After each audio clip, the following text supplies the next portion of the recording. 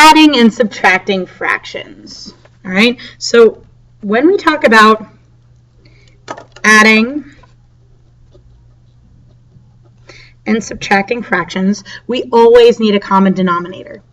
You should have your information about how to find a common denominator already over here. All right, so when we add and subtract fractions, step one is always to find a common denominator.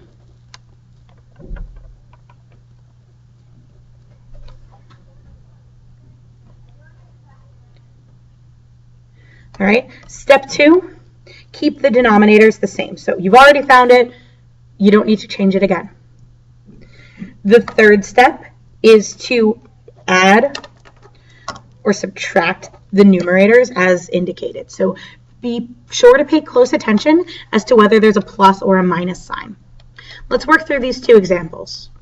Our first example, that is the same example we used for finding a common denominator. So we know already that that's 15 out of 20.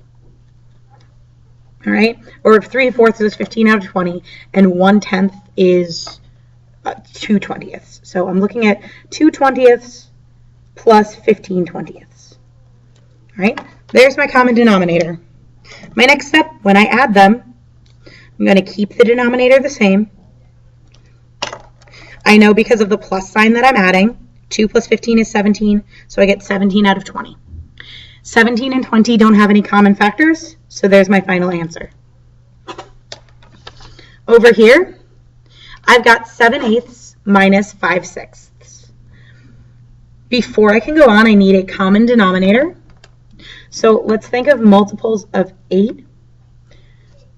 I've got 8, 16, 24, 32.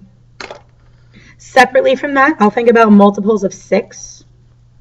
That's 6, 12, 18, 24, and oh, I have a match. So the common denominator that I'm going to use here is 24.